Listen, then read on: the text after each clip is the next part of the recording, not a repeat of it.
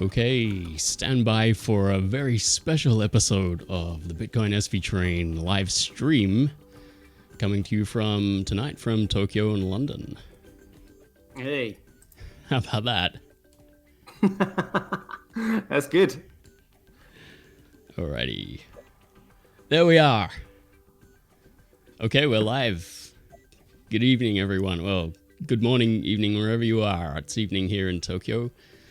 I'm John, and tonight I am talking to... Stand by for a very special episode of the BitcoinSVtrain live stream coming to you from...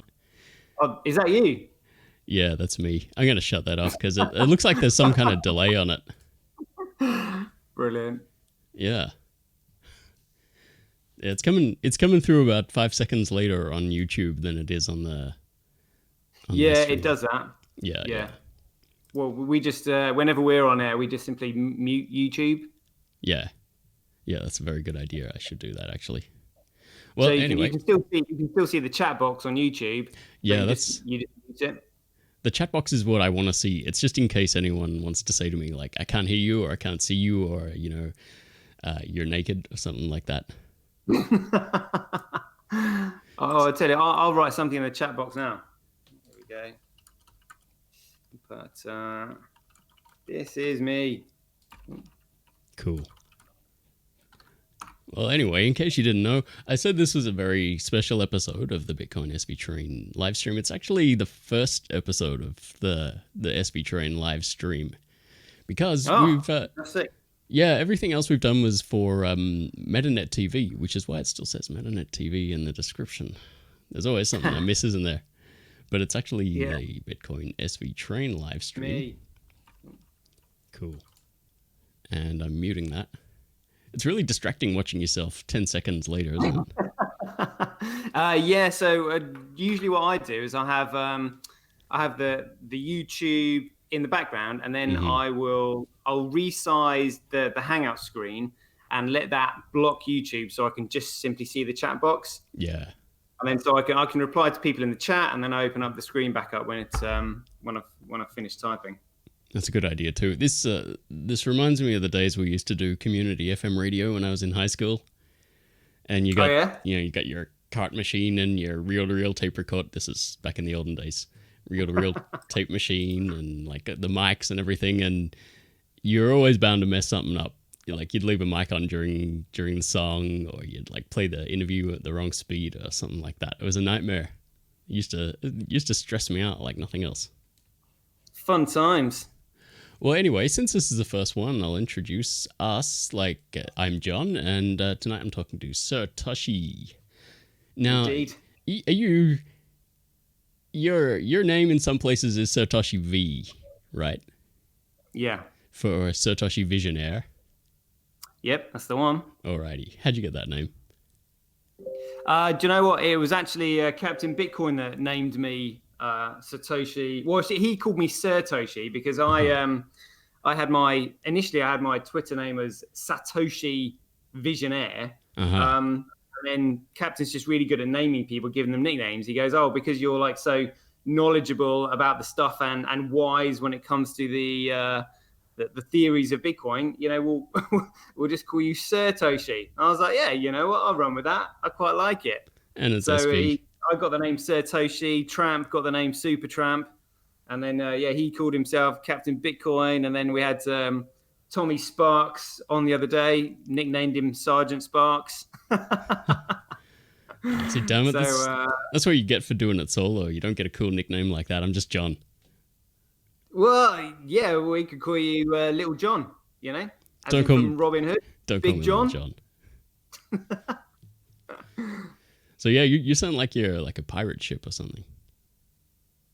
I sound like I'm a pirate ship, as in like Sir Toshi. Yeah, well, not Satoshi, maybe Captain Bitcoin and Sham and all those guys. Oh yeah. So yeah, Satoshi's on the Bitcoin SV channel, right? Yeah, that's right. Yep. Yeah. You've probably seen their live streams. They're extremely high energy. Like I'm not going to promise anything as high energy as that on these streams. In fact, I don't think I could do anything as high energy as Shem. Like that guy could do a 3-hour live stream by himself and not even pause. That's pretty amazing. Yeah, well, that's actually one of the reasons why I contacted him. So, I mean, do you want me to tell you how the show started? Yeah, tell me all about it. Yeah. When did you guys get into SV? So Shem was initially, or should I say, Captain Bitcoin was he was in the BTC camp, and I at the time was just simply looking around just for channels. I don't know. I guess kind of like I was completely. I mean, I was in a right mess, having lost everything, and I was just like, oh crikey, I've just got. I didn't even know what I was doing. I was just like, look, I'm just gonna have to kind of like follow my instincts and see where they go. And I was just looking around on YouTube for people that were doing stuff. And I came across Shem and Brendan Lee doing their show. And I thought, you know what? Like these boys, like Brendan had really good technical knowledge, like really good. And Shem just had sort of like really good, positive sort of like presentation skills. And I thought, you know what? I think I could probably, I think I might be able to help these guys just by giving their show a little bit of credibility, because they only had sort of like, I think it was 400 subscribers at the time, and they've been going since December. And I knew, well, I was pretty confident that I could probably get Craig on the show just because I'd been like direct messaging him and actually having a laugh with him. I know people sort of like probably find that hard to believe, but he's actually like quite a funny guy. Oh, no, he definitely is. And so I contacted Shem directly, and we had a chat, and obviously we got on really well. And he was like, "Oh, mate, this is brilliant. You know, how would you like to sort of come on the show?" And I thought, "Oh, well, you know, I'll give it a go." I hadn't really thought about doing it. And then I went on the show with a chap called Evan, who was I think he calls himself Bitcoin capitalist or something like that. And we'd previously started up a chat on Twitter during the hash war with just a whole load of guys that I'd identified as being in the BSV camp. I'm like, oh, you know what? I'll get these guys all together. And honestly, the thread in that chat was one of the funniest threads on social media I've ever been involved in. It was absolutely brilliant. And because we were all getting on so well, I kept sort of inviting, you know, more people in. I think we had Neil Ford in, and then we got Shadows in the group, and everyone's going, "Oh, this is amazing! You know, Toshi, you're getting all these people in our chat." And I eventually actually ended up getting Craig in the chat, and they were like, "No way! Like seriously?" And I was just like, right, you know, there is a possibility. I'm not guaranteeing anything, but you know, if he does come in, just kind of like rather than ask him direct questions, which is going to be a little bit, you know, kind of like he probably doesn't want to answer because like nobody really knows what's going on. I actually thought it might be an opportunity to get him actually involved with the chat because it was so funny and everybody was, you know, supporting BSV. But what happened was he actually came into the chat and he just introduced himself and he's like, "Howdy, everybody." And everyone was like, everyone just shut up. They were just like, "Oh my God, we got Craig in the room. Like, how have you managed to do this?" You know, and it's kind of like, rather than sort of everybody chatting with each other in the chat box, which is what they were doing, then they started like direct messaging me, like, "How did you get him in the room?" and blah, blah, blah, blah, blah. And I was like, "Boy, just put it in the chat." But then we realized that the majority of the chat was just simply keeping up to date with what Craig was saying and kind of like what was coming out. That's right, yeah. So then, there was no point in reporting what Craig had said if Craig is already in the chat box. Well, are you in the MetaNet ICU Slack group, right? Yeah, I think so. Yeah. Because that tends to be pretty Craig heavy too. I don't know how he finds time to do all that as well. Like if I'm busy doing other stuff, I tend to just switch off Twitter and social media and all the chats.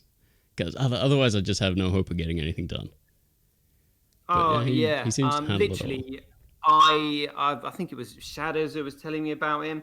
And I asked Craig this directly, actually, when I had lunch with him. I said, like, is it true that you listen to Audible on triple speed while you're asleep? And he's like, yeah, I do. And I was like, well, and I've also heard that 90% goes in. He was just like, it's more like 100. I was just like, that is incredible. It's pretty freaky, Like I agree. I listen to podcasts to go to sleep because I just need something happening around me when I'm laying down to sleep. Otherwise, it's too quiet.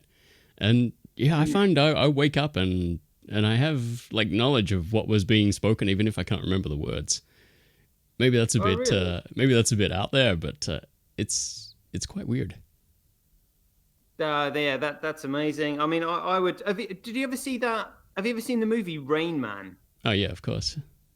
Dustin Hoffman and Tom Yeah, Cruise. yeah. Well, that movie was actually based on a chap called Kim Peek. Have you heard of him? I haven't. No, I didn't know it was based on a No? real person. Yeah. Huh. So this chap, Kim Peek, was a savant. In fact, they nicknamed him the Human Google Really? because he literally, over 90% of everything that he looked at and saw, he absorbed and can recall it Yeah. straight away in a conversation. And what he would do, he would get a book and he'd open the book and he would read the left page with his left eye, and then he would read the right page with his right eye, and then flick it over. Oh man, And I yeah, envy that. Like yeah. I can barely even read a Well, Medium article without stopping 3 times. I got the I'm the world's worst same. I'm the attention same. span. Yeah, but there's obviously swings and roundabouts and drawbacks for every gift that you have. So this chap was heavily autistic. Mm. Um, you know, didn't get sarcasm, so he could absorb all the knowledge. Mm. And he had this kind of a thing for zip codes in the United States. He literally could remember all of them, and he just really enjoyed them. But if you said to him, and there was a psychiatrist that did this test, so he would say, well, let me give an example as to what his personality is like. Um, he said to him, so George Bush, he's not exactly a rocket scientist, Mm-hmm. and Kim replied, well, he's the president of the United States. Right. Yeah. He just couldn't detect the sarcasm in the comments. Sometimes I think You half know, the people on Twitter are kind of like that. Like every joke just goes over their head. Every bit of sarcasm or every subtle reference, they just take it totally literally. yeah. I mean, I guess they just don't. I mean, sarcasm is humor, and Mm. humor is really, it is important in human personality. Yeah. But in business, sarcasm is a waste of time and probably quite annoying. Mm-hmm. If your mind is racing as fast as obviously this guy Kim was, and Craig as well, you don't often have time for sarcasm. You're just like, look, I'm busy. Why are you wasting my time telling me this shit? Yeah. So to just give an example about what Craig was like, because a lot of people really admire what he's done, because Bitcoin is absolutely phenomenal. It's by far the most amazing creation that I've ever discovered in my life. And I thought, well, it'd be really nice if there was just a social event once a year where people who really supported SV could actually kind of just mingle with him on a social level, because Right. Even at the conferences, when he's kind of like milling around the lobby, he's obviously surrounded by lots of people, and not everybody can get in, but everybody there would love to get their picture taken with him. Yeah, of course. And I can sense this, I guess, because I'm sort of, that's my role, being in sort of like sales and management and presentations. You can feel that people are looking at him out of the corner of their eyes, kind of like thinking, oh, when's he going to be free? I'd love to just say hi and shake his hand and get my picture taken with him. But he's kind of like a bit oblivious to that, and that's kind of one of the reasons why he trusts Jimmy, just to say, look, just Jimmy can do all that. I don't really understand it. Uh-huh. But yeah, one of the conversations that I had with Craig is, I thought, oh yeah, it might be an idea. When the London Marathon was on, I said to him, right, Craig, I challenge you to the London Marathon next year. Mm-hmm. Whoever I can't remember exactly what it put. Something like whoever decides to back out, has to forfeit 1,000 unsplit BTC, because he'd actually offered 1,000 unsplit BTC in a previous meetup that we'd had, where a chap from Bitcoin Cash was trying to describe the network, and he got it completely wrong. And Craig like couldn't contain himself, and within like 30 seconds he was like, "That's wrong. You shouldn't be saying that," which is right. He shouldn't really be saying it, but yeah, we're all human. But he was just like, "Look, if you can prove that crap that you've just said there is true, I will give you 1,000 unsplit BTC." And I was just like, "Whoa, that's like $4 million he's just dropped there. That's more than the winner of Wimbledon gets." And all this guy has got to do is prove that what he said is correct. Yeah, so I was just like, well, you're the one that's been standing up there giving the talk. Let's see it. That should be the easiest 4 million quid you've ever got in your life. So when I said to Craig, look, the whoever backs out has to forfeit this, he wrote, I do not agree. As if I was being serious. And then I thought, all right, I'll just play along here. And I was just like, well, actually, the fact that you've replied to this actually implies that you do agree. And therefore, I'll be expecting $4 million from you. That's the easiest $4 million I've ever made. And he went off on one, like, thinking I was being serious. And I was just like, is he testing me? Am I seriously going to have to tell Satoshi Nakamoto like that I'm joking? And I thought, oh, well, I bet I had to, because he seems to be getting a little bit irate. And then I just said, I'm joking, chap. And then he was just like, oh, all right. Well, I think a lot of people don't realize about Craig Wright that he is actually kind of a friendly guy. Like, most people just know his on-stage persona where he's kind of brusque, and they know, or they're trolling him on Twitter. And of course, no one's going to respond well to that. But yeah, in real life, he's quite approachable, I think. Oh, he is very much so. I mean, I've actually got some friends that are sort of like similar to him, and I've kind of like noticed this in his behavior.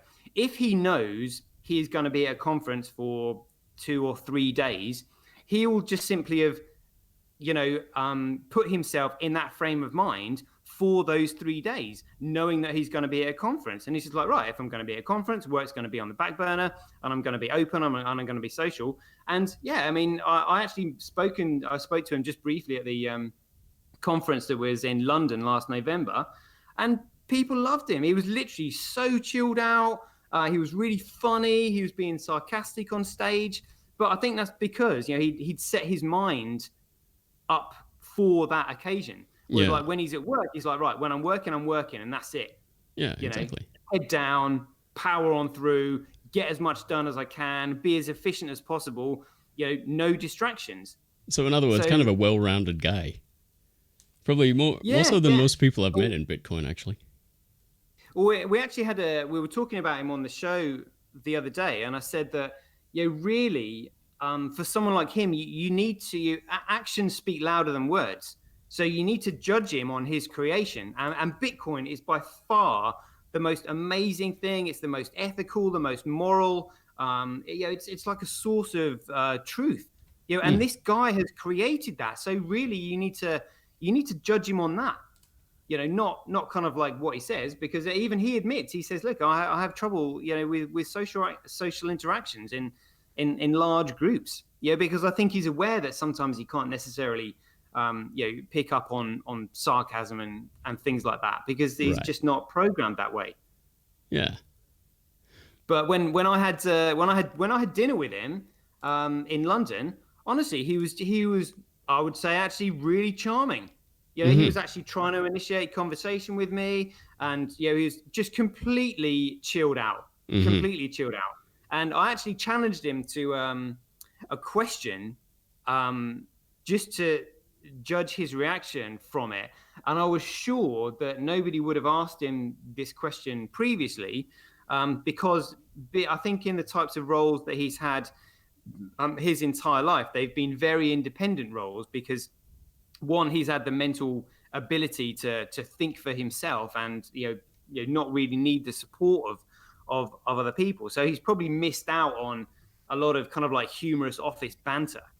So I put this question to him, and I said, right, Craig, there's 3 guys walking down the road. They see a stereo advertised in the shop window for $30. They each go into the shop, bring out $10, and walk out with a stereo. But then the cashier realizes that there is a $5 discount. Realizing that $5 can't be split evenly between the 3 of them, she pockets $2 and runs out and gives them $1 back each. And now that means they've each spent $9. 3 nines are 27, plus the 2 in a pocket is 29. So where's that extra dollar gone? Oh man, I've been hearing this problem since I was about 10 years old, and I still can't remember what the answer to it is. Well, it's not. It's not a case of remembering. It's just a case of knowing. It's kind of, I mean, it's a really basic question because you've got 3 people, 30 quid, got a stereo, and suddenly there's a quid missing. You're like, what? How did that happen? It's like that optical illusion where you cut the block of chocolate diagonally and there's supposedly an extra piece there. Have you seen that one? Yeah, I have seen that one. Yeah, I like all these things. They sort of fascinate me. And every time it's explained to me, I forget how it works. And then the next time I see it, I'm like, oh, God, how does that work again? I confess I suck at math. That's why I went into journalism, because I have no idea about math whatsoever. Yeah, but you still know that 3 times 10 is 30. Yeah, if I think about it. Yeah, so it's a really good question because anybody who listens to it knows that the question is really simple. Mm-hmm. And then when you hit them with that question at the end, suddenly they're just like, what? Like, they were following that question right the way through, and then suddenly you close it and they're just like, whoa, I wasn't expecting that. Yeah, you're right. Where's that come from? And that's a really good question to actually discover somebody's personality through. So one of the reasons I love asking people that question is because I judge their reaction. Mm-hmm. I don't judge them on whether or not they know the answer or not. It's just simply how they react to it. It tells me huge. It tells me a huge amount about their personality. That's because you've got a background in sales, right? When I asked that to Craig, I was kind of like I preempted the negative because I have got a cousin of mine who did further mathematics at Cambridge, and I asked her that question, and she literally like told me how the question was wrong and how it was really silly, and like, looking at me like I can't believe you've asked me such a stupid question. I'll never. That's like 2 minutes of my life that I'll never get back. Yeah. Is that it? And like, she didn't even realize that there was misdirection within the question. So I thought Craig might actually react like that, like get really irritated by such a stupid question. So I pre-warned him about it. Mm-hmm. So when I got to the end, his reaction was quite I mean, I was curious anyway because everybody has a reaction to it, but he suddenly realized that there was a catch, and he kind of sat back, crossed his legs, looked at me, and for that brief moment, like literally all the facade of being who he is, like, the chief scientist, N-Chain, and Satoshi Nakamoto just fell away, and I could see him for who he was as a character. Right. And it was amazing because he didn't get flustered. He didn't I suppose he actually kind of like relaxed. He was just like, there's something I've got to think about this. And like, you could tell that he knew that he would get the answer, but kind of like, I wasn't sure if he'd got it right then. I'm kind of surprised he hadn't heard the question before. You what's that? I'm surprised he hadn't heard the question before, because like it's a pretty common problem. I mean, I say that saying that I don't know what the answer is because I can never remember it, but... Well, yeah, I mean, this is why I thought he might not have heard it, because like I said, in his life, I'm pretty sure that he's had very independent roles and kind of like run his own business. So I think he's missed out on a lot of the office banter. Mm-hmm. So this is why I thought I'd try it on him. But yeah, he sat back, and eventually I was expecting him to tell me the answer, but he was kind of like looking at me like, okay, like, and I was looking at him thinking, oh God, what's going on? Is he going to explode in a minute? Or like, has he got the answer? I mean, surely he'll figure it out. And eventually I kind of like told him, the answer is like what I wanted to hear. And it was just like, well, yeah, I knew that. I was just kind of like waiting for the catch. Mm-hmm. I was just like, really? Did I get you? All right. So just for everyone out there who's probably thinking, all right, so what is the catch? Tell us, what is the catch? Where is the misdirection in the question? Well, yeah. So if you think about it, the misdirection is like really obvious. But for that brief time, you're making me feel stupid. I would recommend you just try it on people that you know. Try it on your friends, try it on your wife, try it on your relatives at Christmas. It's really funny because you get some people that get really irate because they understand that the question is really simple, and then they get really embarrassed about the fact that they don't know the answer to what should have been a really simple question. And then they say, well, it's because it isn't because of that. Rah! And it's just like, you just clearly are chucking mud because you've got no clue how to work out the answer. Then you got other people that give up straight away, and they're just like, I just don't know. And he's like, come on, give it a go. No, just tell me. And then you've got other people who are just like, let me think about this. And then they sort of work through it slowly. And then you get the very odd few, and I can probably only count like maybe on one hand, the number of people that have got the answer within like 10 seconds, and they're the people where you're just like, wow, yeah, do you know what, switched on. I mean, I even, I used to sort of do private hire driving for a lot of students at Leeds University. And if ever any of them said they were doing maths, I would always challenge them with this question. Yeah. And it was amazing the number of students at university doing maths that couldn't tell me the answer. Well, is it actually a math problem, or is it more of a psychological trick? So it is a maths problem. More like a riddle than a... But it's got misdirection in there, which is what catches people out.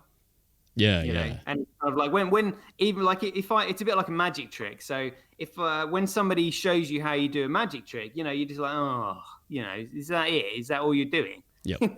So it kind of spoils it. So it's the same with the question. Like when you get it, people are just like, oh yeah, how did I not see that before? And it's like, well, you didn't. I'm still blown away by most magic tricks too. Yeah, I don't do magic tricks, but that question, like I said, was really interesting, and I think Craig actually quite enjoyed it because he'd not heard it before. But yeah, he was just, like I said, he was just really cool. Yeah, he wasn't threatened by it, he wasn't challenged by it, but you could see in his face he was like, I've got to think about this. Yeah, well, important lesson for everyone in BSB. Craig Wright is a normal guy. That person, Yeah.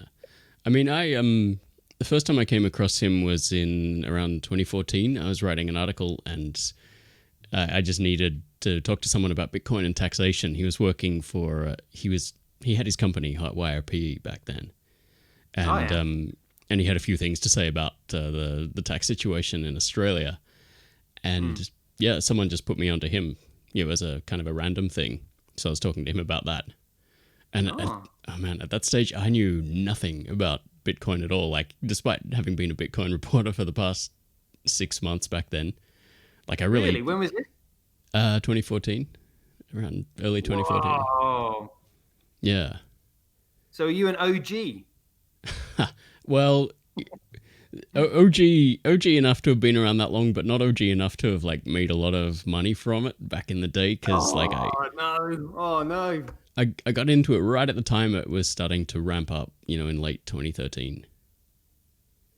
Like I first got into it, I think Bitcoin was about $30 when I first joined in. But by the time I started to actually buy some Bitcoins, it was more like $100, $200. And I just spent them all because like I always, at that stage, like $100, $200 was the all-time high. So I wasn't expecting it to go any higher than that. Like I had no vision for it. I didn't understand anything. So I was just, I was doing things like buying keychains and t-shirts and just trying to see how it worked. So I don't have any of those early Bitcoins, unfortunately. Oh mate, that's a real shame. I would love to actually talk to people about their Bitcoin journeys. Yeah. I'll tell you a story that Shadders told me, and he said that he actually had 4,000 BTC when it was $1. So he was sitting on that, but at the time it wasn't doing anything, and he said that he was really short on cash and had to pay his rent, and so he sold them all and paid his rent. Yeah, it's a pretty common story, actually. Nowadays, you look back and you're like, oh, what was I doing? That would have been all my financial woes completely solved. Yeah. Well, yeah, I don't even want to think about that. And you know, thinking about that kind of perpetuates the whole hodl mentality. You know, if you're thinking about what it might be worth in 20 years, you're never going to spend it at all. And if you never spend it at all, it's never going to be worth, you know, whatever. Well, actually, this is a really interesting point that you're making about, you know, hodling and using, because in Toronto, Jimmy actually asked that question. He said, let's say you have a dollar of fiat and a dollar of BSV. Mm-hmm. You know, which one would you rather spend? But it's a bit. It's you need to think a step ahead. Mm-hmm. Because if you let's say you want a bottle of water, and you've got, you know, $1 worth of Bitcoin and $1 worth of fiat, you're worth $2, but you want to pass a dollar value to the vendor in return for a bottle of water. So you will still be worth $1 and a bottle of water.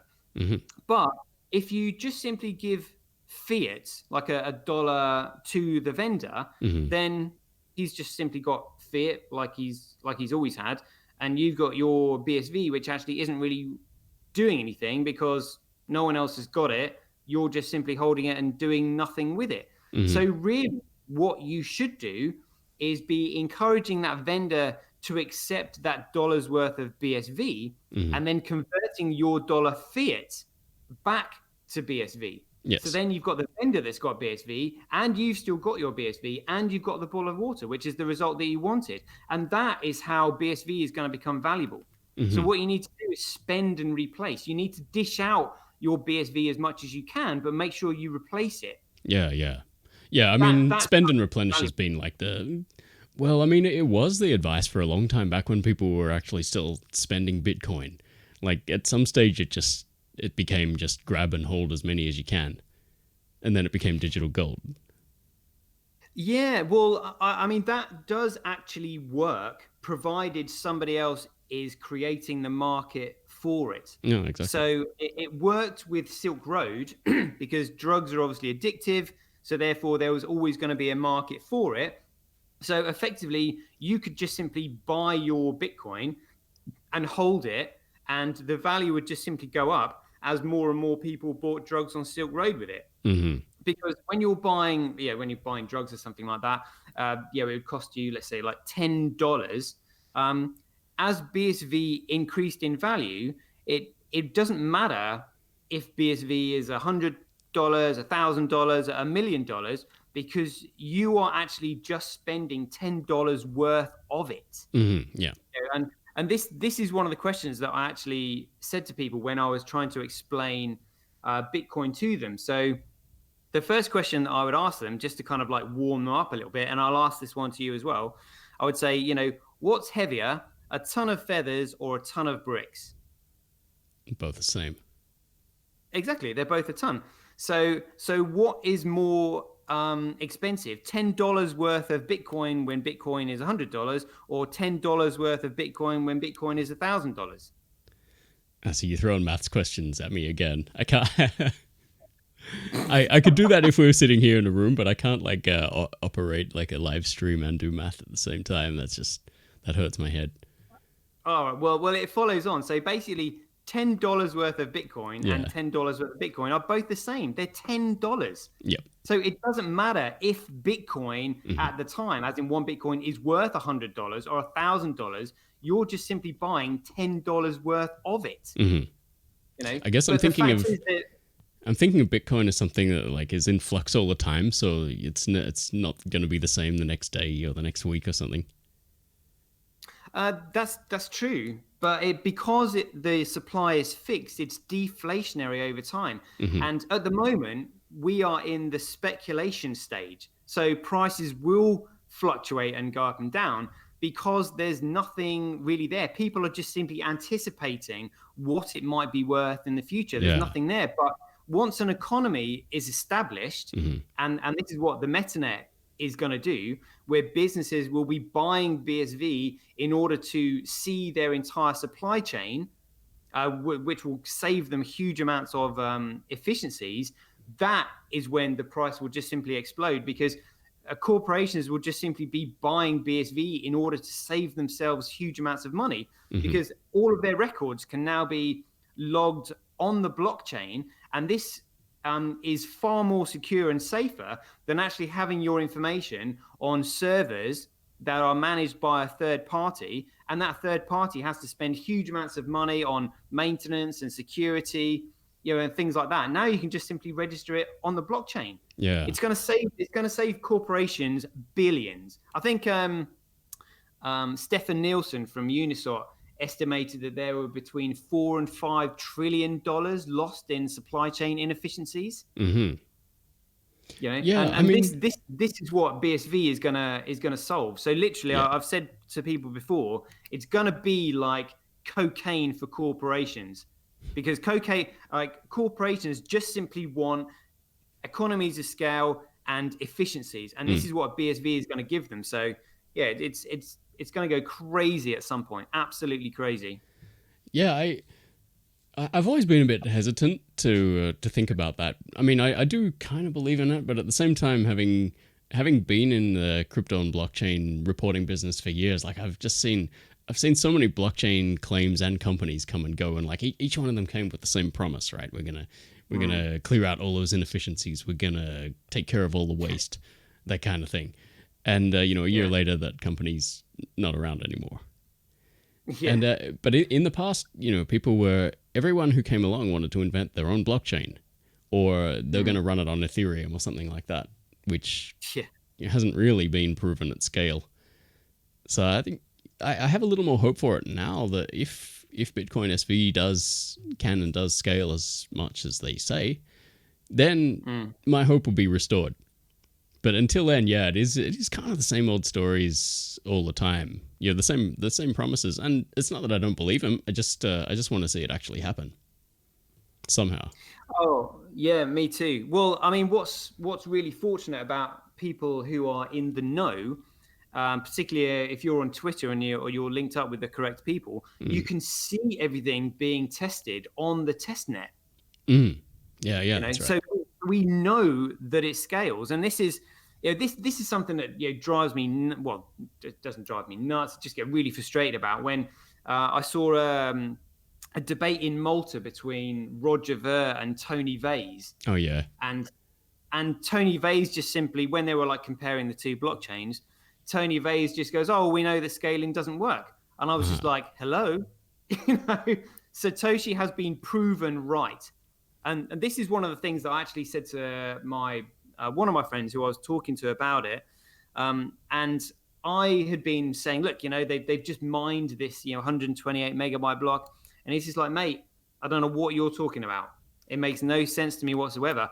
And I had to explain to him that one of the reasons it's so exciting is because showing or having mined 128 megabyte block is actually proving Satoshi's theories.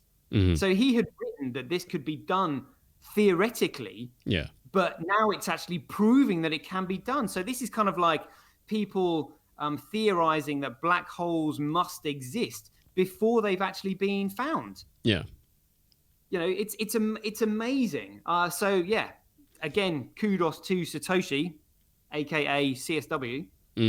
Well, I mean, Bitcoin was always supposed to go down that path. No one, when they instituted that 1 megabyte limit, no one ever thought that was going to be the limit forever, or that it should stay that way for years. It was just it was almost an afterthought. They just wanted to put something on it to stop spam transactions coming through. So they said, all right, well, how about we make it 1 megabyte for now? And then that just, at some stage, it just became a religion. Like how big you wanted the Bitcoin block was, a definition of who you were and your entire philosophy about Bitcoin. It was kind of BS, really. Well, this ties into my conspiracy theory, and goes back to... I like conspiracy theories. What's that? Yeah. So, well, when Russia first, annexed the Crimea from Ukraine, the first thing they did is took over the media stations, television and radio, and it's the same thing that happened in Kosovo as well. It's kind of the first thing you do when you're at war is take over the communication channels, and you broadcast to everybody that everything's fine, nothing to worry about. We're just taking over your country, but that's a good thing. You spread this propaganda. And so when I realized that, and this is not something that devs would think of, it was somewhere behind Blockstream there was a politician saying, right, these are the moves you need to make in order to make sure that our narratives are followed. So we need to start working on the social media platforms before anything else. So if you look at what's happened with BTC, it was the takeover of Bitcoin Talk and our Bitcoin, which were the things that happened, and narratives were being spun from there to years before the block sizes got full and it got crippled. So that's what made me realize. I was just like, hold on a minute, this is an attack from people much higher up the food chain who are realizing that Bitcoin is a real threat to the control that they have over the financial system. Exactly, yeah. They're planning this. So the first thing they did is spun the narrative, and then the second thing they did is try to dilute the name, which is by producing all these different Bitcoins. Let's fork it left, right, and center. Bitcoin red, Bitcoin yellow, Bitcoin green, Bitcoin platinum, Bitcoin diamond, Bitcoin gold, Bitcoin atomic. All this kind of stuff. And it was Craig, like I said, when he was being interviewed, just said, look, they're just trying to dilute the name. And I was like, oh, my goodness, of course. So they're trying to discredit the name Bitcoin. So that's when I knew it was more than just Blockstream, that there's a huge organization, a very powerful one behind them, using them as a front to basically try and cripple the Bitcoin project. All right, yeah, there's a lot to unpack there. I mean, I don't know. I don't want to go all Alex Jones about it or anything, but it's. I think there was. I mean, for many years, this whole block size debate was going on for about 2 years at least before the first hard fork even happened, like the Bitcoin Cash hard fork, and I think it was at that stage when some people were included in the discussion, some weren't invited, some were invited, but they sort of made it clear that they weren't going to participate, that kind of thing. So it there was so much going on behind the scenes that I didn't know about.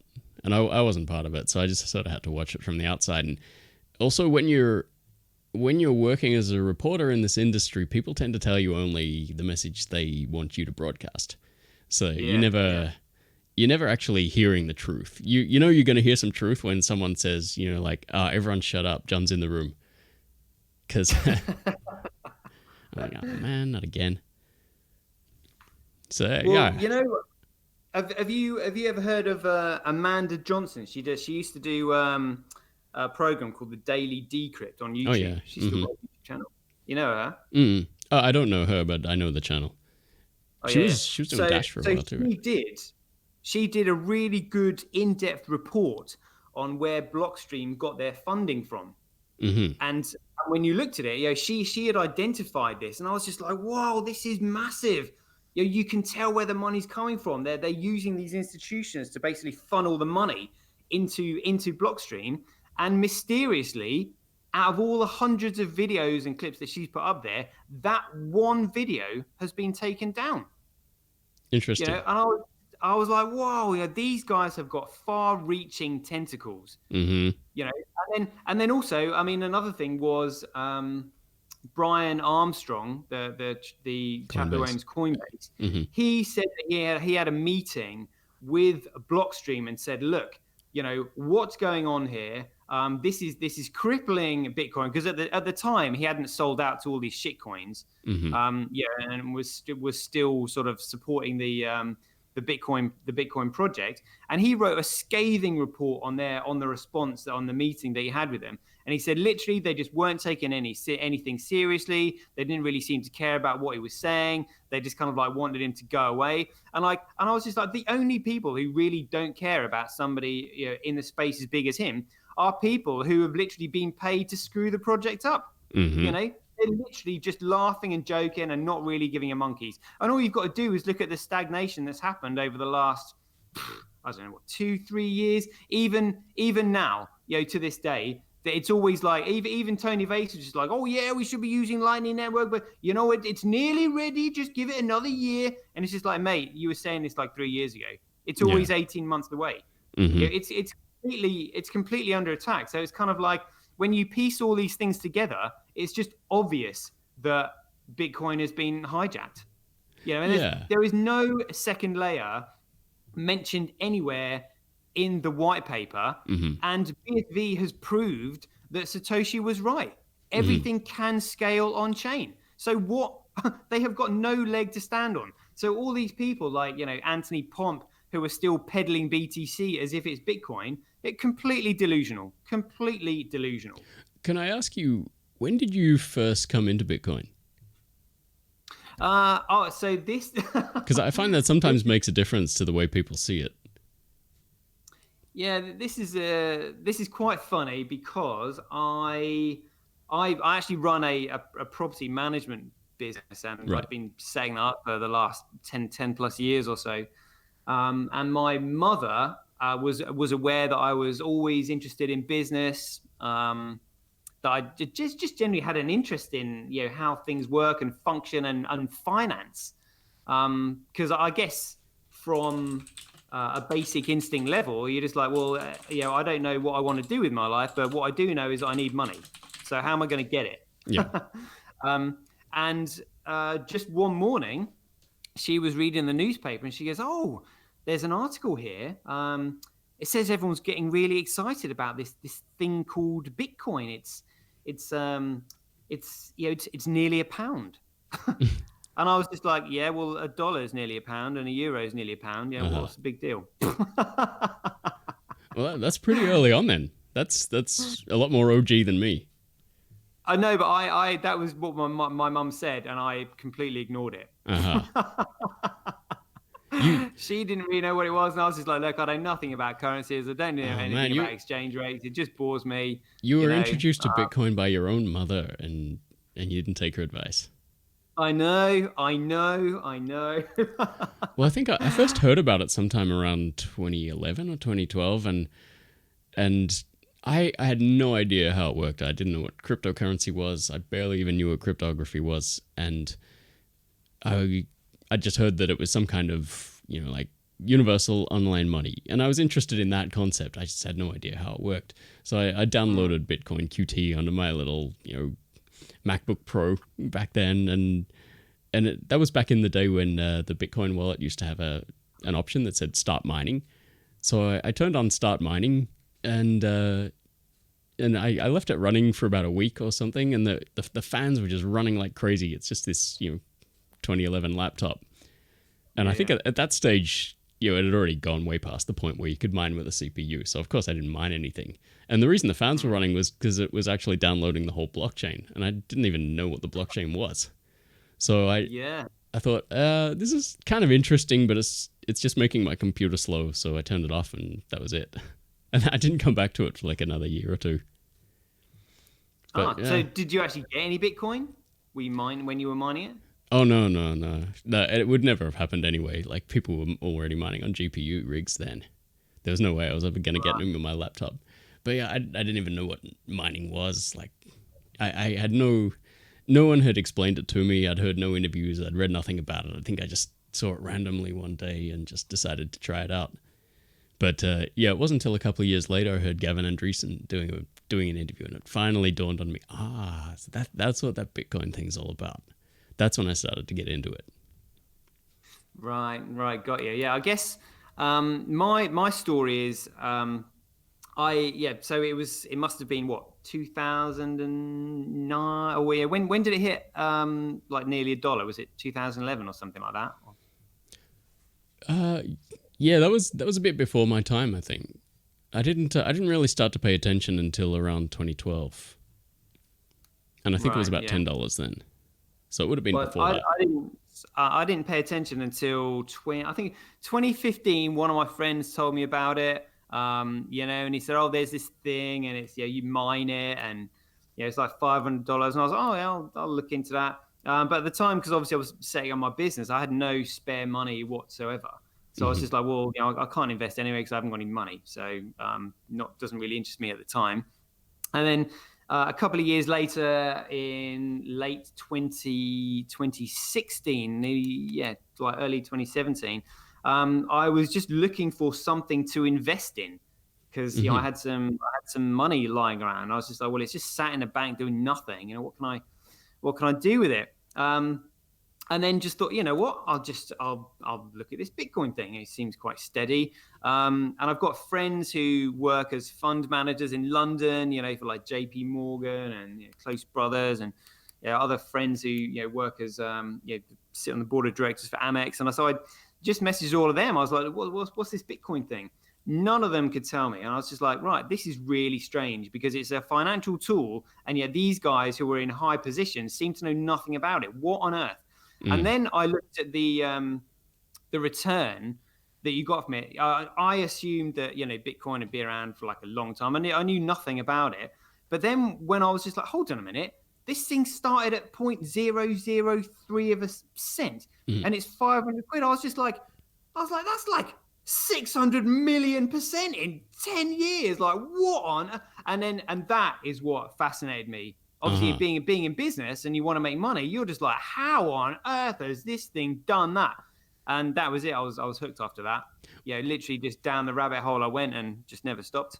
Well, if you came into it during the bear market, that was probably a good idea. But if you're one of those people who jumped on the bandwagon around late 2017, you're probably not feeling too good about that investment right now. Oh no, mate! I got in at when it was like 500 quid. Not bad. Well, yeah, but like I said, I got my investment. Well, they would have. Oh, yeah, long story. But I had half. I'd made like 200 grand in about 48 hours when I switched my BTC holdings into BCH, and then I saw the XRP trade because that went from, I think it was at 80 pence at the time, went up to like £2.80. But I told myself, right, I even set the trade up, but at the time I wasn't aware of any stable coins, so I didn't know how to to cash out its value, as it were. I was still learning, and the fact that none of my friends knew how to do it, and I wasn't on Twitter at the time or on social media. And to be honest with you, even on social media, like nobody really knew what it was, and it's just like you didn't know who to listen to, and so yeah, basically end up losing it all, and through, I suppose it was just that feeling of utter devastation and desperation. These are all very common. Out and here we are today. Yeah, these are all very common Bitcoin emotions and stages. I think everyone goes through a point where they get scammed. Everyone goes through a point where they lost everything. Everyone has regrets, like stuff they wish they'd held on to, stuff they wish they'd sold, that kind of thing. There's just too many to mention, and it's kind of boring to talk about it. But yeah, it's funny that it's just a shared experience with everyone I know in crypto. Well, I think that's actually what unites a lot of people. Because we've all been wrecked. When I spoke to, do you know who Dominic Frisby is? The guy that wrote one of the first Bitcoin books. Yeah. So he actually admitted to me that when he first started mining Bitcoin, he wasn't familiar with kind of like wallet security, and basically had 30,000 Bitcoin hacked from his wallet. He said at the time it wasn't really worth that much, but the mistake that he made was that he didn't buy back in.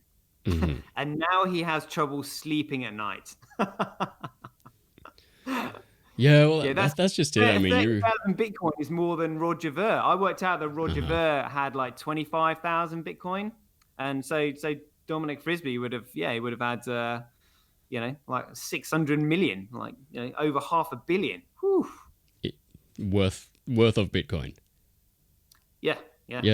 When it was at its peak. Yeah, well, I mean, I do know a lot of people who have been around since the early days, and a lot of them just haven't really worked since, or they've just been doing hobby projects and traveling around the world, just on what they made before 2012.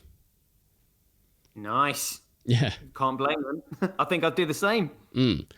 But as well as that, kudos to the people who came into it when it was 5 cents or $1, and put $20,000 or $250,000 into it at that stage.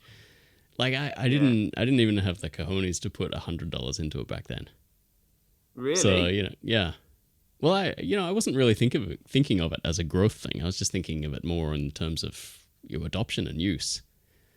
Again, I don't do math. Maybe I should have done that. Actually, this is surprisingly when I started talking about Bitcoin, I've got another chap I know who's really into his gaming. So he'd come across Bitcoin very, very early, and had literally bought in when it was pennies.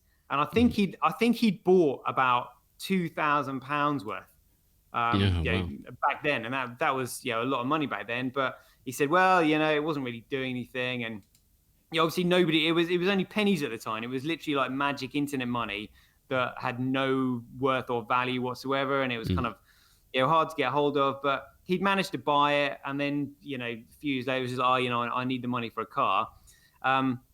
And now he's literally only just starting to pay off all his debts. And he said to me, "Oh, do you know?" He goes, I worked out how much money I would have had if I'd hold on to that Bitcoin, and it was literally in the billions. I was like, "Oh, mate. Yeah. Well, I want to go right back to the start of this and say, like, you just can't think like that, otherwise you're never going to use it. But yeah, I think it's time we brought back that old lesson of spend and replenish, like you were saying before. When you said it, it just occurred to me that I haven't heard anyone say that for several years now. Yeah, you should spend it and then replace it as soon as you spend. This is the ironic thing about what gives Bitcoin its value. Mm-hmm. So Bitcoin is a medium of exchange. It gets its value from being used. If everybody just simply sits there and hodls like they're encouraging you to do on BTC, again, it's another narrative that the people who are in control of the current money supply want people to grasp, because like heaven forbid it should ever be used as money, because then suddenly they will lose the power that they've currently got. So I think Nathan Rothschild have said, I care not who sits on the throne of the British Empire.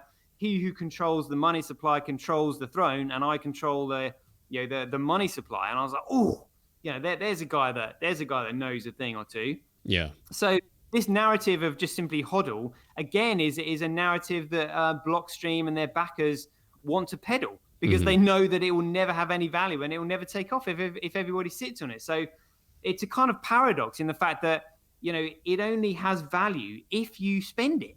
And people are like, well, how does that work? If I spend it, I haven't got it. So what's the point in it having any value if I'm not owning it? And that's why we're saying, well, you need to spend it, or you give it to the people that, like I said, I gave the analogy of having wanting a bottle of water, and you've got $2. Your personal wealth at that time is $2. You will eventually trade $1 for a bottle of water, and you will have $1 and a bottle of water. But you would prefer to have that dollar in BSV, but it would only, the value will only increase if you initially give that BSV away and then convert the dollar that you're holding into BSV yourself. And then two people have got BSV. Whereas if you're just simply giving dollars out, you're not actually doing BSV any service whatsoever. Yeah, that's right. Although I wonder if that's always true, or if it's only true in the sort of early stages of adoption. So because Bitcoin's been around for 10 years now, like it's got that reputation, and people, they don't know, but they expect it to go to the moon every 3 years or so. And they just have to hold it for that long, or, hold it long term, whatever, if they can afford to. So once it gets that reputation, I wonder if it actually has moved past that stage where it needs to be spent all the time to gain in value. Because like I've seen it just suddenly increase, like 500 times, 1,000 times, and honestly, there was no increase in utility or usage or adoption or anything like that spurred it. It just happened. Yes, I mean there is supply and demand. So obviously, if there's suddenly a mass hysteria and everybody wants it, the price will pump, just like what happened with Bitcoin Cash. The price pumped because Roger was going around promoting it, but then there was no circulation of it because there was no economy to sustain it. and then it crashed, and everybody ended up with sore heads. They were just like, oh, what have we done? So the system that I've just described of spend and replace is a system that has to exist. So that system, it has to be created. Once that system is being created, you can hodl all you like, and you don't have to be the one that spends and replaces it. But there has to be somebody spending and replacing it constantly in order to sustain $1 million, $2 million Bitcoin. But it's it only has to be a small economy. But like I said, this is what the MetaNet is going to do. Businesses will be constantly buying BSV because they'll be constantly uploading their data onto the blockchain in order to save themselves huge economic efficiencies. And that is the key. So at the moment, like I said, the price is just speculative, but that spend and replace system has to exist somewhere. You don't necessarily have to do it yourself, but once it has been created, as in Calvin and Craig and the MetaNet creating it, you can just hodl until your heart's content. And then what's happened is when the price increases, more and more businesses will be willing to accept it, and more people will be willing to work for it because they desire it. And this is actually what makes it the best medium of exchange that the world has ever seen, ever. Because as Craig said, Bitcoin is cash. Cash is the most liquid form of money.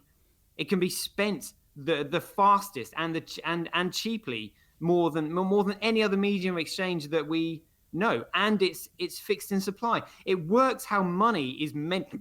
It works how money is meant to work for the first time in history. Gold was a really good form of money, but it was impractical in terms of speed because you constantly had to weigh out your little bits of gold.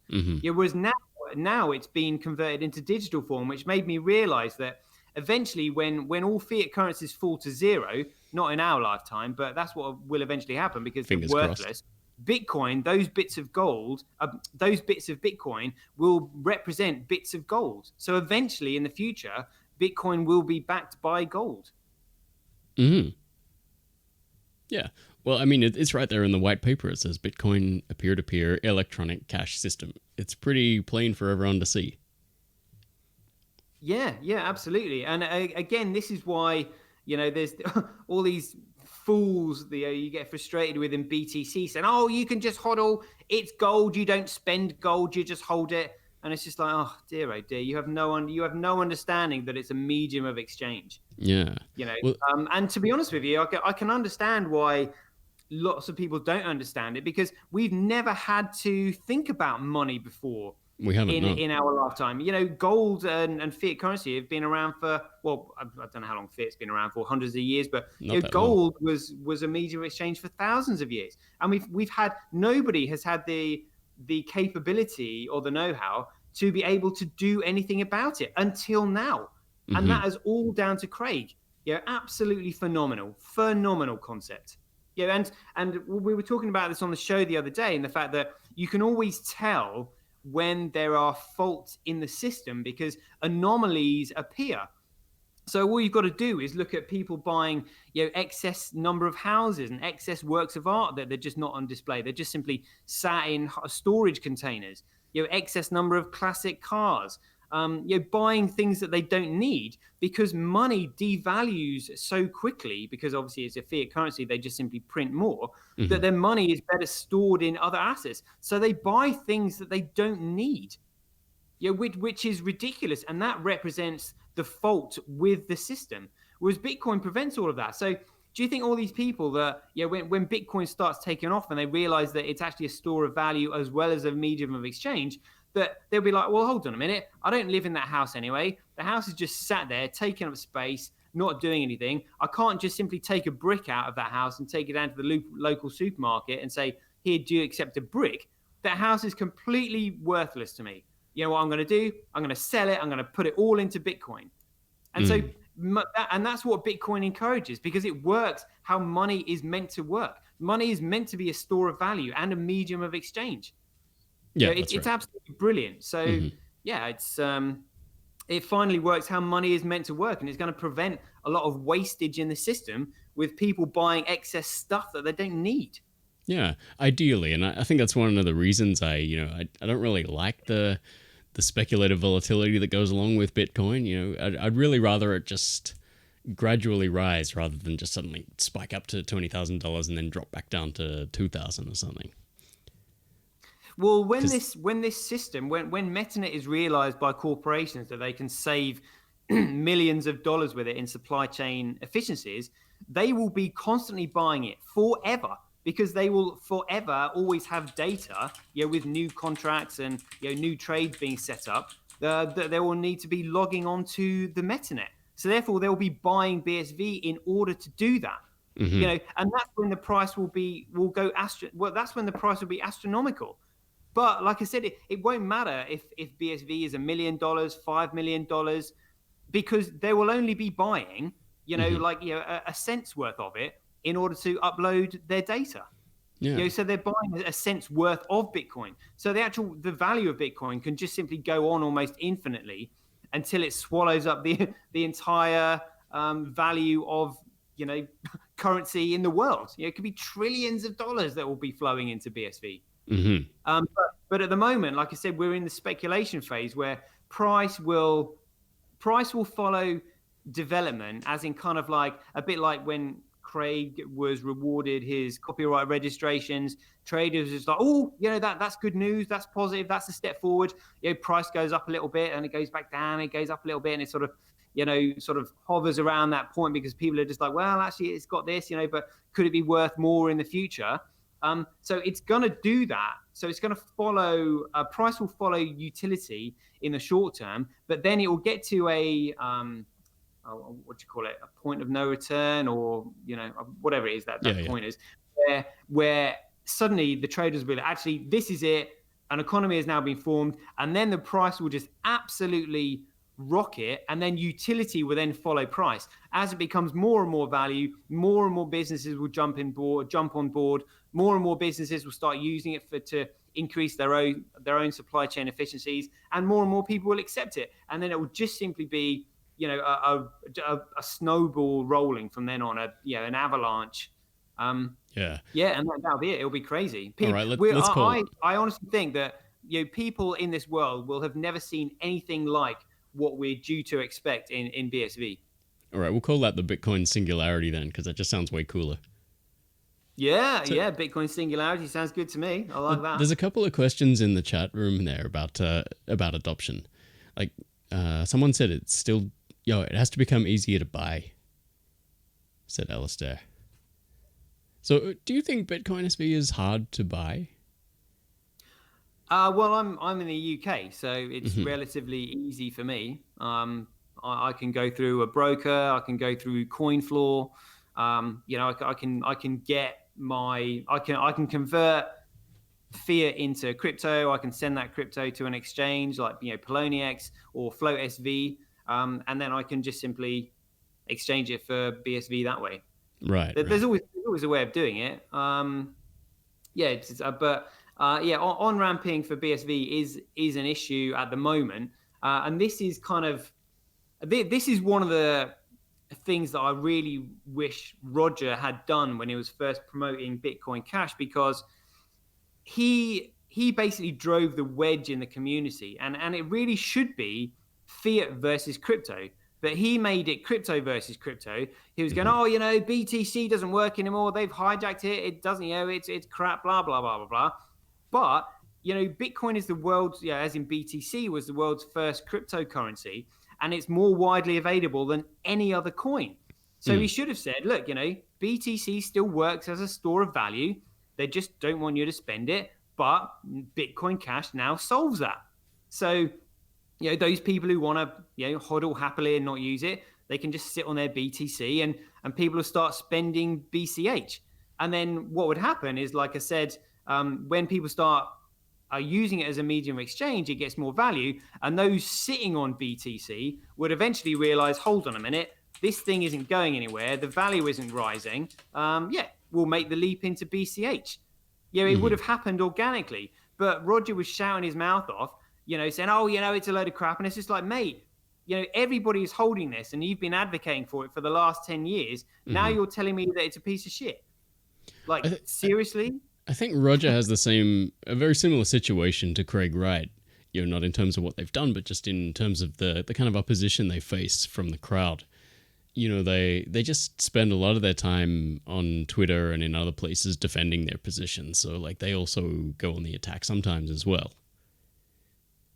And, I mean, you can go on the attack now because it's kind of like, how many times do I have to explain this to you and you still don't get it? It's just really explaining. But Roger actually chose his stance to actually talk negatively about BTC. And it was just like, everybody was holding BTC at the time. And when you're holding something, you don't like somebody talking negatively about it. Mm-hmm. So rather than sort of like uniting the crypto community, saying, look, it's still safe, you can still use crypto, you can hold BTC, but if you want to spend it and start using it, just convert it to BCH, and now we've got cash for your gold. People would have soon realized that BTC was worthless and you couldn't spend it, and the value of BCH would continue to go up as people used it. And then people would just think, well, why am I holding this BTC? It's a load of crap. And then the blockstream narrative would have been foiled or exposed straight away. But as it was, because he chose to confront them, then the other side obviously came back with their argument, and people are just like, oh yeah, he's saying this and they're saying that. I don't understand this. I don't know who to believe. I don't know who's right. I don't know who's wrong.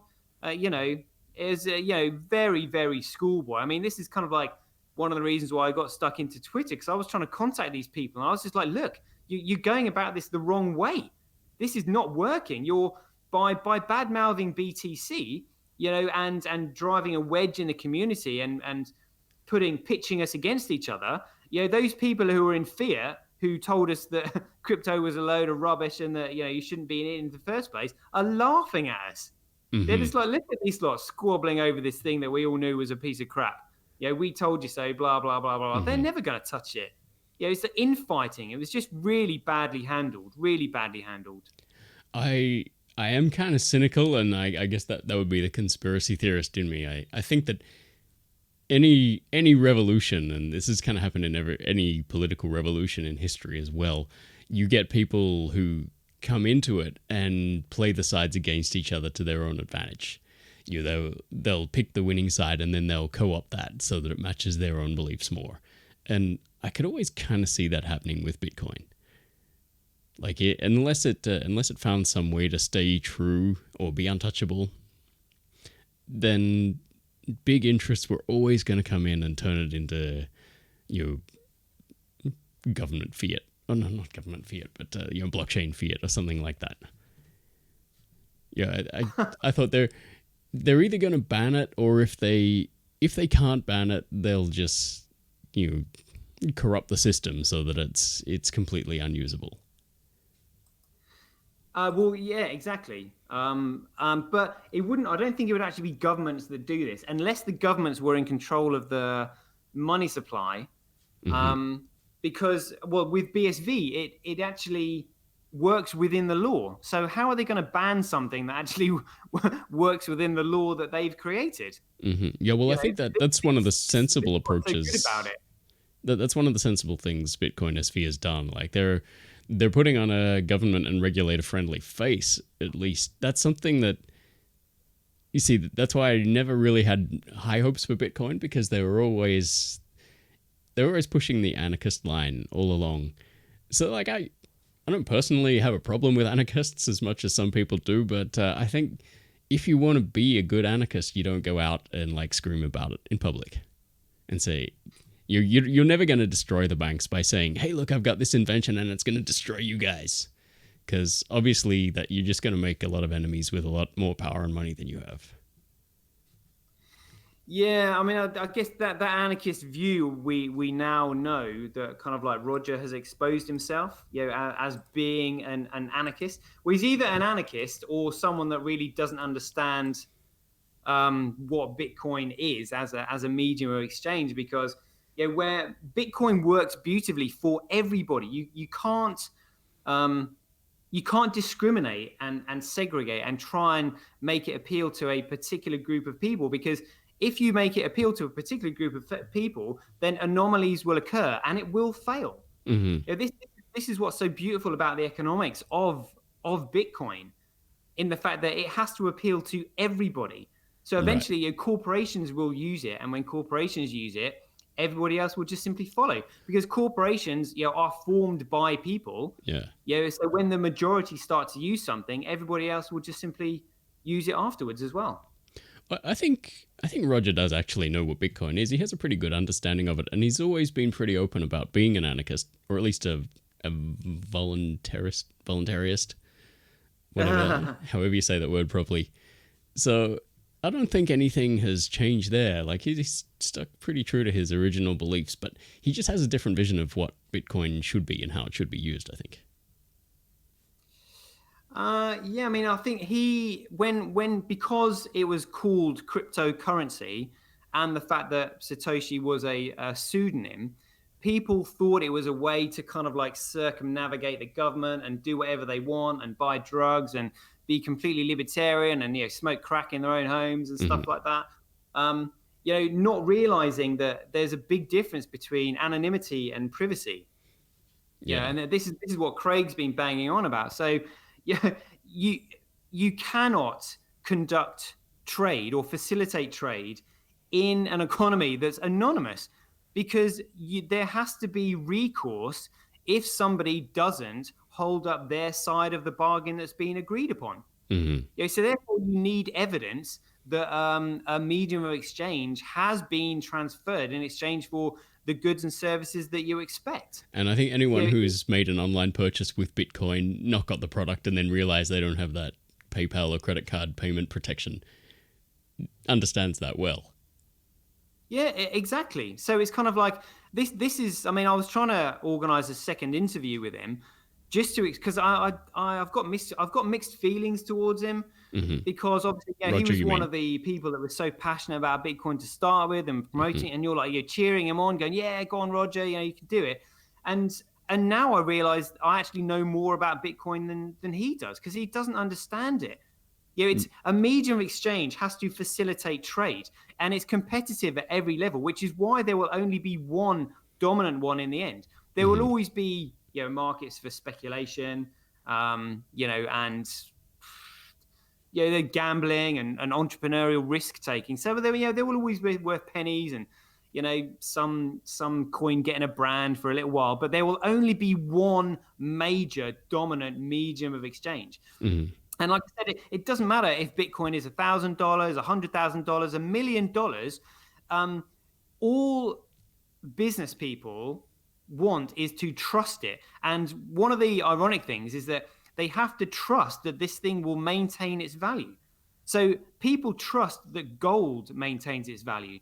There will always be a market for gold, because it is a scarce supply, because it is so useful, because it's used for jewelry, and appetite for jewelry has never declined, and gold is very unique in the color that it's got. They can always be sure that if they trade their goods and services for gold, that gold will constantly maintain the value of that good or service that they provide, as in it will represent it. And this is what they have to be sure with BSV. So you can be sure that corporations will always be a market for BSV, because corporations are never idle. They are constantly moving, and they will be constantly purchasing BSV in order to upload their data onto the blockchain forever. So again, obviously the amount of increase will slow down as it gets to kind of like $1 million, $2 million. Oh, we just got a Bitcoin Tramp in the room, John. Oh, do we? We do. Are you there, Tramp? Can you hear us? Hello, guys. Can you hear me?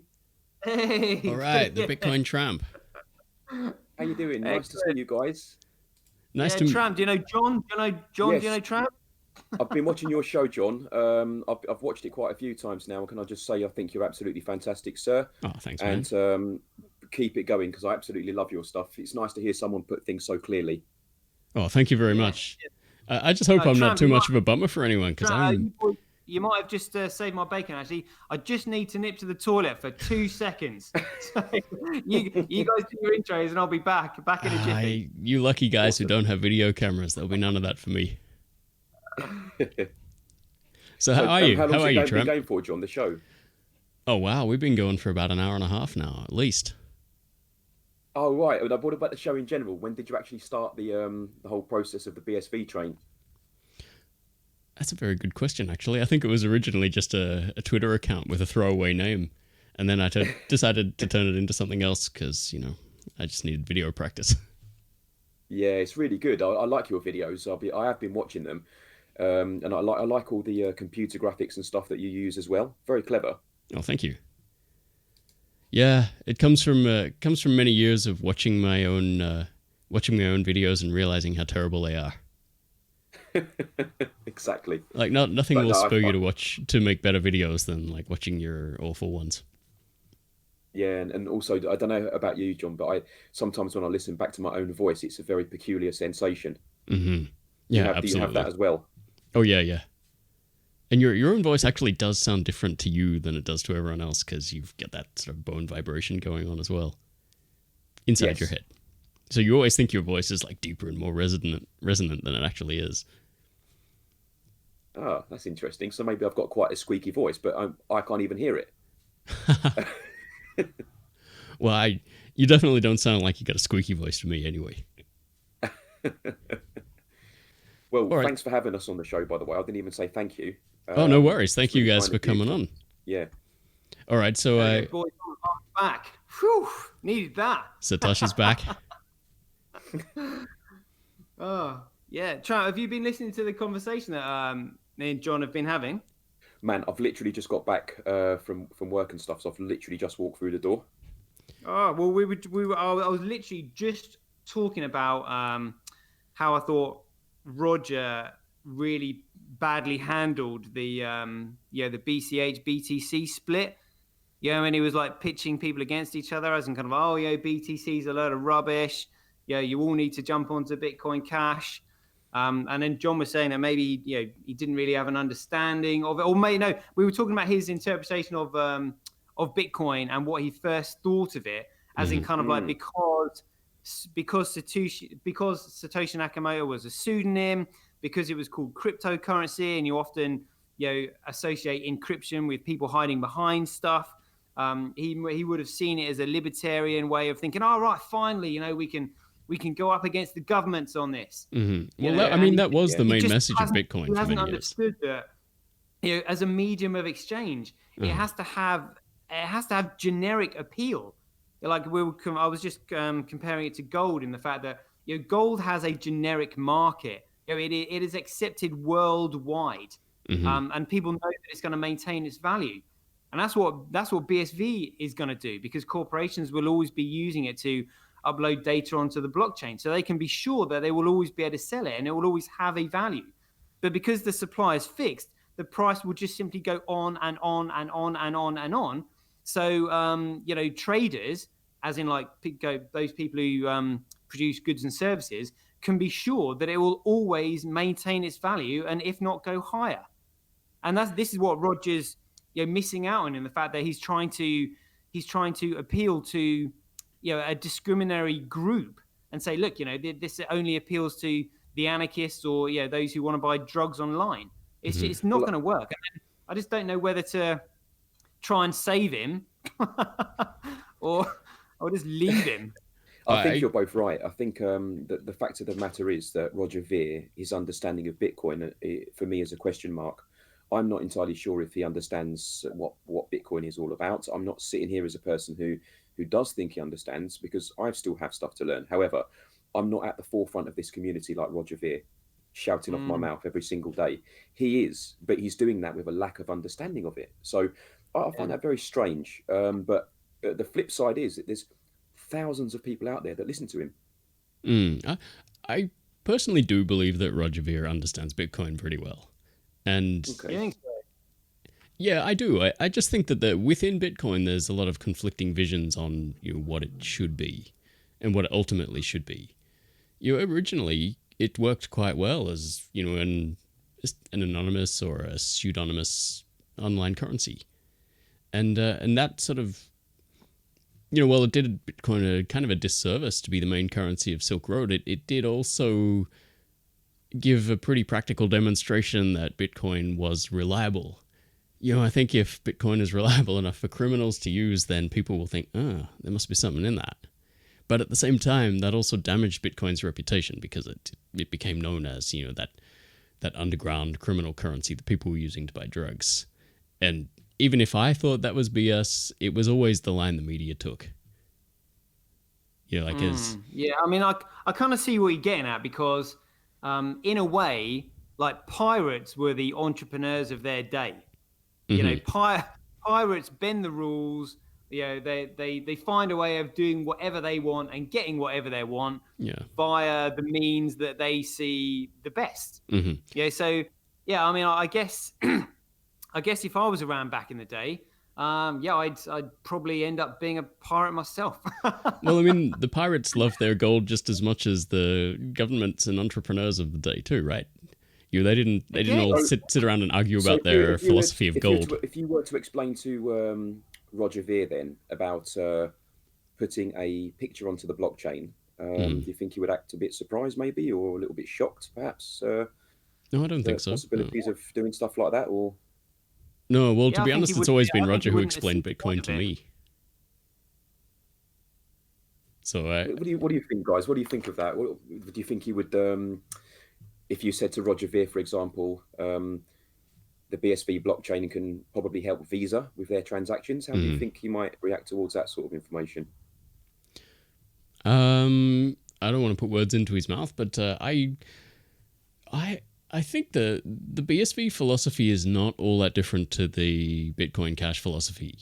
It's just it's a little bit ideological, but from a functionality viewpoint, it's not that much different. What people wanted for SV is pretty much the same as what the Bitcoin Cashes wanted originally as well. But they've made their blocks limited to 32, haven't they? Yeah, I think that could be more of a limitation on what they can test or what they can develop safely. They're just playing it safe. Their ultimate vision is to have much bigger blocks. I think the vision is coming from Armory, and we spoke about this a while ago, that regardless of the organisation that you're involved in, the culture at the top will determine how the rest of the people think. So if you have someone like Armory there, who's a negative person, who doesn't really have, how can I put it, ambition, then that's probably going to filter through to the rest of the community, in my opinion. Yeah, whereas well, in BSV, it's kind of limitless. It's crazy. And I think the main difference is that BSV is actually looking to make data valuable. So whereas Roger wouldn't really understand why somebody would want to put a picture onto the blockchain, somebody else would actually consider a personal picture very valuable, and now they can immortalize themselves to make sure that it can never be destroyed. I don't think Roger understands what Craig and BSV is trying to do by actually making that data valuable. So the examples I gave the other day were, one of them was corporations will always want immutable data because it's really important for them to record their operations and know the fact that nobody can alter information in a trade in order to commit fraud or anything like that. It's hugely important, immutable data for corporations, and that's what Roger hasn't really got yet. A bit like Peter McCormack when he said, what's the point in selling concert tickets on the blockchain when we've got perfectly good systems in the forms of credit cards and debit cards that can do that for us? And it's just like he's completely missed the point. Missed the point. Roger's the same. I mean, going back to the picture thing, Sir Toshi, on the BSV blockchain, a picture can be embedded and referenced, which means that if a person would like to display the same picture all over the internet, they don't have to go around displaying the same picture. They can simply embed or reference that picture. That's one of the massive advantages of the blockchain, and the blockchain will know the origin of the original picture as well. So there'll be no one will be able to actually rip off your picture and do things with it. That's the sort of thing that I'm kind of getting at. Does Roger understand that type of use and how useful that could be to even everyday people that are socializing on Facebook and things like that? I don't think he does. I don't think he gets it at all. Because if it's completely anonymous, again, you can't reference a picture because you don't know who's uploaded it. Yeah, again, I can't speak for Roger, but I think he does understand all of that. He just it's just not his main area of interest. Like his interest in this is quite political. I think he's looking for free, non-governmental money. That's all. That's always been his main aim. Well, but I wonder why he doesn't understand that won't. I mean, how can that work long term? Is the question I would like to ask him, because we seem to understand over here that that's simply not enough transactions for a blockchain to work. But also, when you said he's looking for non-governmental money, BSV is non-governmental money. BSV is completely decentralized. Nobody has any control over it. As Satoshi was saying, no one single entity should ever have control of a medium of exchange. That's why proof of stake and pre-mine doesn't work and won't work. Yep. So BSV is non-governmental money. Nobody has control over the supply, or nobody can influence it. Maybe the difference there is between non-governmental money and anti-governmental money. Yeah, maybe, but Roger should realize that Bitcoin was never anti-governmental. It's it's a source of truth. So I think his understanding of the white paper was actually we've actually been laughing about it on our show, in the fact that I actually start to doubt whether or not he's even read it. Oh, I'm pretty sure he's read it. He's most definitely read the white paper. So what? I've read it. So what? I don't understand it, but I've read it. So what? Who cares? I've read it. Millions of people have read it, but who understands it? Yeah, well, if he when I had him on the show and he said to me, "Oh, so try and pitch me BSV. What is it?" And I felt like saying, "Well, have you read the white paper? If you understood the white paper, you would understand BSV, because that's all it is. BSV is Bitcoin. Why are you asking me what is it? If you understood the white paper, you would know that it's Bitcoin. So it was but it's strange. I don't know how to feel about him. Well, it's like 20 people can read the Bible and come up with 20 different justifications to do 20 different things. And I think people read the white paper and they look at Bitcoin history and they come to it with their own ideology and philosophy in their mind. And that it influences everything. Well, it does. But in the end, economics will win through. And you won't be able to deny it, which is why his beloved BCH and BTC and all the other shitcoins will probably be trading at pennies.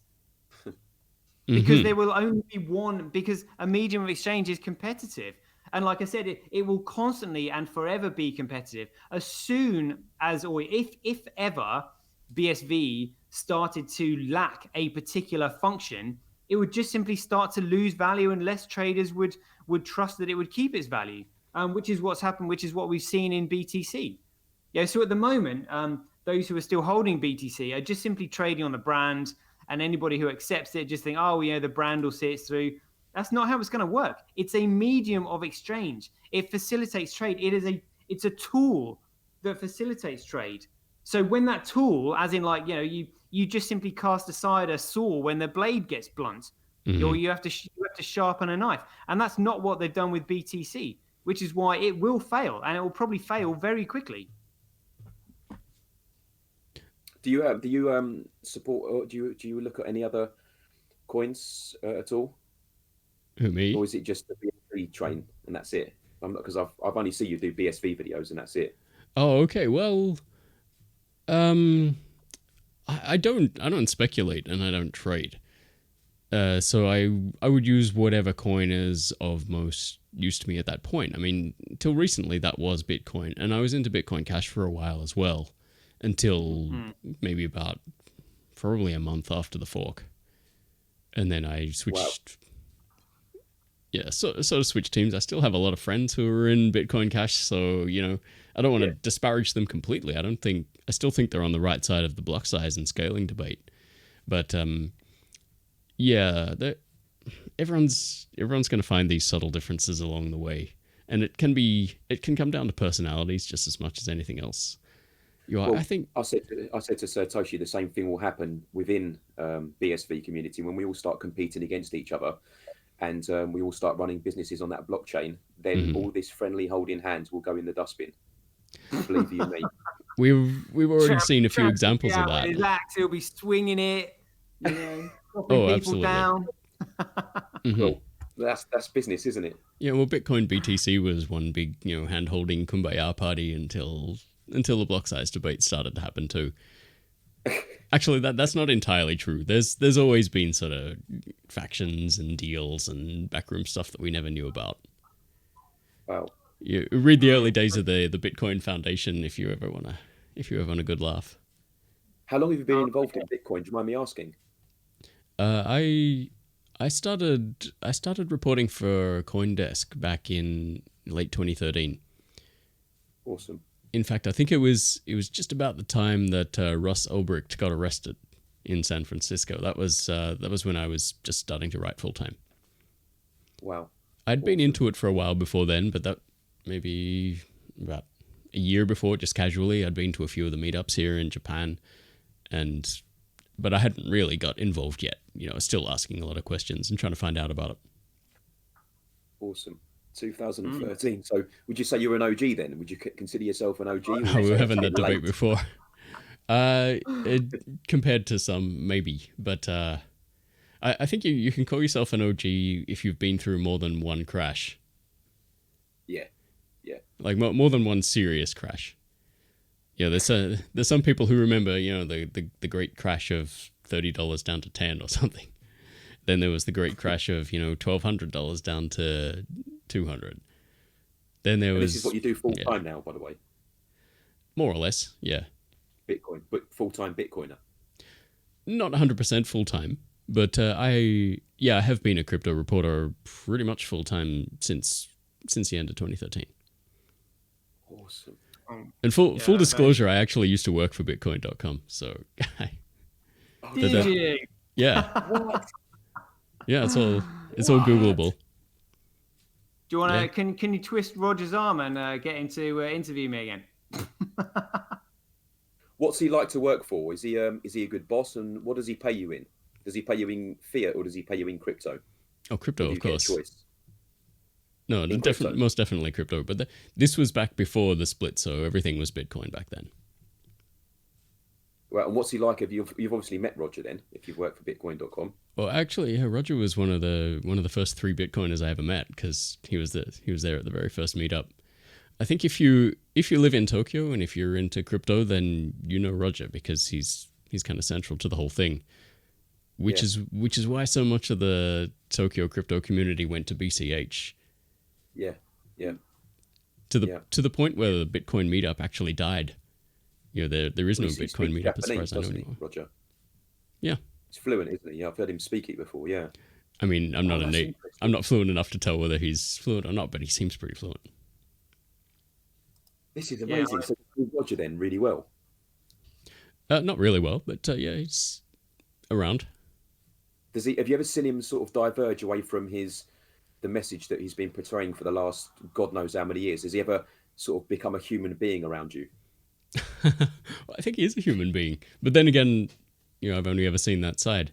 I think one thing I would say about Roger is he's stayed pretty on message since he started this. Like he really hasn't changed his ideas at all. It's really the community that changed its ideas. Maybe moved on, matured, discovered new things, that kind of thing. And, to some people, Bitcoin will always be just what they wanted it to be right from the start. A way to subvert the financial system and to take on government control of the monetary system. Do you? I wonder if this is a big question for you, John. Do you understand that in the future there will only be one dominant medium of exchange, or are you thinking there's going to be like a few big ones that exist? I'm open to the possibility that there will be a few big ones, but although I have had my doubts about that since since SV came along and since I started to see what the real vision for that was. So when people were just using this as money, and when Ethereum wanted to do smart contracts, that kind of thing, I could see a world where different blockchain platforms may exist. But yeah, I've sort of come around to not believing that now. I do think there will only be one. This is kind of interesting because this is what I've been trying to explain to people, in the fact that I will confidently say there will only be one, and you don't have to believe me because time will tell. Mm-hmm. And you can either sort of try and understand it now and sort of like listen to me try and explain it to you and ask questions and see it, or you can just simply sit and wait. Mm-hmm. And so this is kind of like one of the things that I was thinking about. I might give Roger a bit of time, and then I'll be like, look, let me explain this to you. He might not believe me, but it's just like, well, at least I've tried, because I know what's going to happen in the future. There will only be one. You don't have to understand it. You can choose not to. But I'm telling you, there will only be one. And it's kind of like I'm not going to bang my head against the brick wall about it, because I know that that's going to happen. It's just like, well, you can either listen to me and think, okay, well, why do you think that? Oh, right, I understand it. Or just sit in your blind belief that, and think, well, that will never happen. But it's just like, well, if you follow the economics and if you think about what it is, that has to be the case. And this is what's amazing, and kind of like what I suppose what keeps me on in my mission is the fact that, people who I know that you are holding large bags of BTC and BCH and all these other coins, they're going to get wrecked. And this is one of the reasons why the exchanges are banning and delisting BSV, because they know this as well. They will have no shit coins left to trade because they'll be worth nothing. And they're just like, oh my God, this could happen at any time. We need to stop this quickly, sooner rather than later. Let's ban it. But again, it won't work because people will be using it as a medium of exchange because it's the best medium of exchange the world has ever seen. So it's kind of ironic in that they can try, but it's a bit like trying to hold back the tide. Yeah. They just won't be be able to do it. And time will tell. So yeah, it's not a case of believing it or wanting to prevent it. You cannot prevent it from happening. It will happen. It's inevitable. There's a comment here in the chat that said, wake up, Mr. Host, and smell a coffee. BSV is the one. I just want to say for the record, I never said that I believe that there would be multiple blockchains in the future. I'm quite happy to believe that there will be only one too. However, I'm completely baffled by the enduring popularity of Litecoin, I have to say. Yeah, we all are. Yeah, to me, Litecoin is like this zombie that just won't die. Like it's got a stupid name for starters. It's really got no extra functionality, that Bitcoin didn't have or doesn't have now, and I really don't understand. And then I see the price again this week just suddenly rockets up, and I just think, Litecoin, why? Yeah, I just think speculators like it. That's the only reason I can think of. It, and I can tell you, Charlie Lee positioned and marketed Litecoin how Roger should have positioned BCH. How was that? That's what would have happened. He was just like, rather than viewing it as competition, Charlie Lee has constantly been promoting about the fact that it complements BTC, even though that's a complete load of bullshit. He's like, oh yeah, it works together. It's it's Bitcoin's little brother, and it's nice and friendly, and butter wouldn't melt in my mouth, and I'm telling the truth, and just hodl. He's literally doing everything. He's a textbook blagger when it comes to crypto. And he knows that Litecoin is a piece of shit, which is why he's dumped it. He knows it more than anyone else. It's hilarious. So the fact that I say, Roger should have done what Charlie Lee was doing, it's proven my point. Look at Litecoin. It's a piece of shit, but look at how well it's doing. Because of how Charlie Lee marketed it and spoke about it. Well, I think that would be the only reason I haven't yet accepted like the whole there will be only one blockchain philosophy. Otherwise, I would have no trouble accepting that at all. But every time I look at the charts and I just think, but Litecoin is still around, and it's still in the top 3 or 4. Because we're in the speculation phase. Yeah, that's it. We are in the speculation phase. It's got to be that. As soon as an economy for BSV is established, like literally all these other coins could drop to zero overnight. Like literally, I understand this fully now. So what was it you just described it then? Was it what you said you described subscribe to this philosophy or thought or something about it? What was it you just said? Literally just a second ago. I'm perfectly happy to accept that there will only be one blockchain in the future. I just but you said you hadn't quite described to it because Litecoin still lives. And things like Feathercoin still exist, and Dogecoin and all that sort of stuff that really should have fallen by the wayside, I think. Can I just interrupt you there, guys? I have to literally dash out right now. Can I just say, John, what a pleasure it is to meet yourself. I've been watching your videos and I think you're a fantastic person. And I love your work. Thanks. So thank you so much. And I really apologise about being on for such a short time. I just have to pop out to work again now. So no worries. I'm really sorry, John. Feel free to drop in anytime. All right. Thanks a lot, Tramp. Thank you too. And thank you, Toshi, as well, for inviting me on. And I'll speak to you when I get home. All right, mate. Have a good one, guys. Sorry I couldn't stay longer. I'm really sorry. See you soon. No worries. See you later. See you soon, guys. Have a good one. Bye. Cheers, mate. Yeah, check it out. I'm just checking the viewing numbers, John. We've got 31 live viewers right now. The chat box has exploded. Yeah, you've started a pretty active discussion there too. Yeah, good. We got. I would say we've got some of the OGs from the BSV channel hopping on board. This is great. We hit all the hot buttons there. We hit the Roger Ver button. We hit the Litecoin button, the Blockstream button. Yeah, guys, everybody in the chat box, please make sure you subscribe to this channel. Let's get the numbers up. Help John out. He's our Japanese contingent. Yeah, we need to spread this west and east as well, as far as we can, globally. Thanks for bringing some high energy to the show. Yeah, and anybody in the chat box as well who wants to start their own show, I'm willing to support anyone and everybody in this space. Let's all start talking about it and promoting it and getting people to understand it. So I mean, this is obviously quite a good chat with you, John, because like I said, you were thinking, there might be multiple blockchains, there might be one or two big ones, and I'm like, nope, there will only be one. Do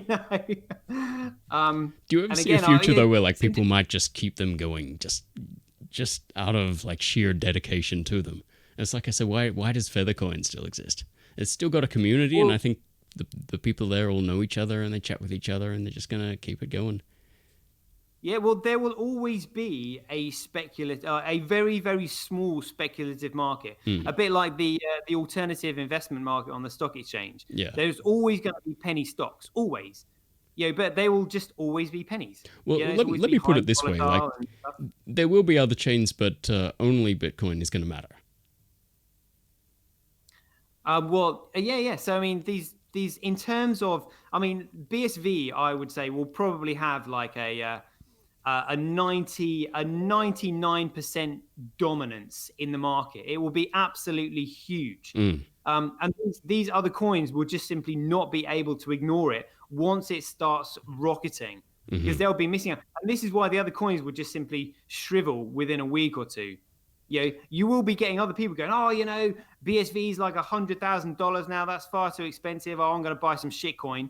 Because they don't understand it. But what they still don't realize is that even though BSV is $100,000, it's still going to go to $1 million and then beyond. You're going to make a John McAfee bet? You what's that? Are you going to make a John McAfee bet on that? A John McAfee bet. Well, let me think. So there has to be some, like if you just simply say like, BSV or like Bitcoin, you don't know what's going to happen to it. If it gets hijacked, like happened to BTC or something happens, then it won't happen, because like I said, it's constantly competitive. the moment it loses its competitive edge, it starts to devalue, and people will just simply start using another medium of exchange. And then it will just, people will lose faith in it, and then there'll be a massive crash. So even if it has a 95% dominance, it cannot just sit back and rest on its laurels and think, oh, we're the dominant one, therefore people will always use us. It doesn't work that way. It's competitive. It's a medium of exchange. So it always has to stay on top. It has to be the best forever. Which is why Craig is doing these things correctly, and making sure that other blockchains cannot steal his patents. Mm-hmm. They cannot use his technology. It all has be on BSV. Well, that's what I think is going to make things interesting.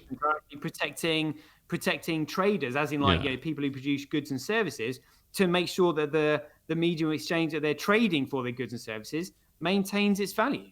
Mm-hmm. That's a good point there. There is still a group that keeps the old Atari computer system alive from the 1980s. Yeah, that's true. I mean, there's still, Amiga message boards out there too. Apple II Plus message boards. So I think that's antiques, what I mean. Like they'll still exist, but they just won't mean anything. That's all. That's really what I was saying. Yeah. Like I said, there will always be a small market for speculation. Gambling, speculation, and entrepreneurial risk taking. The market will always be there, but the dominance of the dominant medium exchange will be absolutely astronomical in comparison. Oh, I think so. Yeah. And I think the whole patent thing is going to get really interesting as well. Like if Craig Wright and nChain are in a position where they can enforce those patents on anyone else using the technology, that could be a tipping point. In fact, it was probably one of the reasons I got into BSV in the first place. Because I thought if that's true, he's going to make it real difficult for everyone else. Well, I like to view those patents as just simply one of the dominoes in line that has to fall down. Mm-hmm. There'll be a number of things. Like I said, at the moment, price will follow development. Yep. So, kind of all these, getting patents and other things in line, they're just kind of like things that will move the price up slowly. But then eventually there will become a tipping point where development will then follow price. As in people are just like, oh, crikey, actually, we really want this. The price will just go absolutely astronomical. And then people just simply fall in line, as did start to happen with BTC. When BTC was getting to like, $10,000 and, $12,000, there were rumors that, McDonald's were testing it out. There were rumors that Starbucks were looking at it. All these big corporations are going, all right, what is this thing?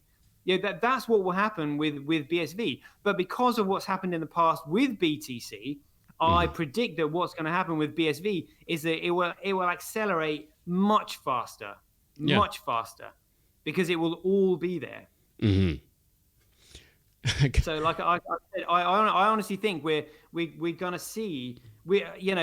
People like Warren Buffett would just simply not be able to explain this, because he's never seen anything like this in his lifetime, and he won't understand it. Like, he's never had a reason to question money, because the technology has never been around to be able to question money and how it's meant to function. That's right, and the existing system works well for him. We've seen all these things before. It's the tulip bubble all over again. It's just like, next one. Excellent. Still a bit of discussion going on there. BSVTrain needs to study on fundamentals. Yeah, that's true. You're being schooled. God, I really don't want to have this reputation as being the guy who said there's going to be multiple blockchains, because I never said that. I just said that I could foresee a world where there were still multiple blockchains around, but one will dominate. I mean, I don't go on YouTube and call myself the BitcoinSVtrain if I didn't believe in BitcoinSV, okay? Yeah. Just let that go on the record. What's funny is I would say that I'm not very technical when it comes to Bitcoin. I listen to Craig and I listen to Shadows, and I try and take on board, what they're saying. I have a far more deeper theoretical understanding.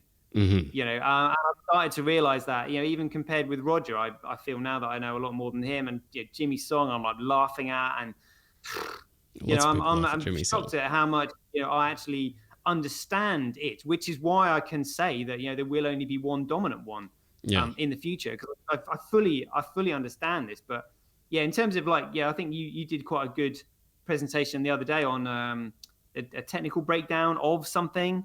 I can't remember what it was, but yeah, Paymail. you were doing bullet points on the screen and stuff, and I thought, oh, that's quite good. Yeah, that's the stuff I don't know about. So in a way, you know, I've almost got like imposter syndrome in the fact that, you know, I understand the theory, but not necessarily the practice. You know? Mm-hmm. Yeah, well, I think I probably had more opinions when I first came into this than I do now. It's just that I've seen so many things happen that took me completely by surprise or that were unexpected. And I think a lot of people like that too, and they just don't really want to admit it, that they were surprised.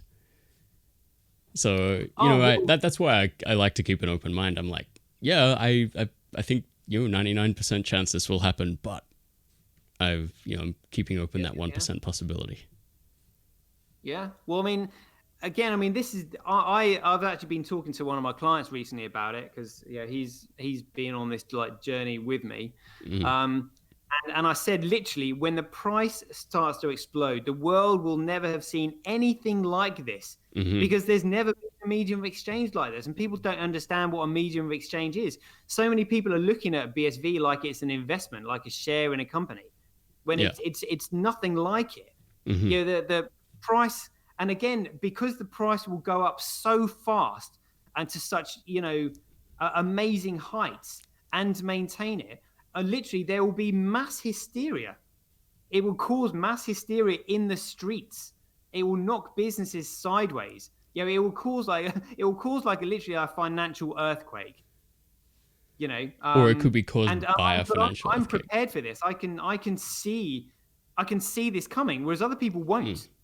I'm almost like, almost imagine the other day, like, people running around the streets going, oh my God, Bitcoin this, Bitcoin that. It's going to be crazy. It's going to be on all the news programs. It's going to be in all the financial programs.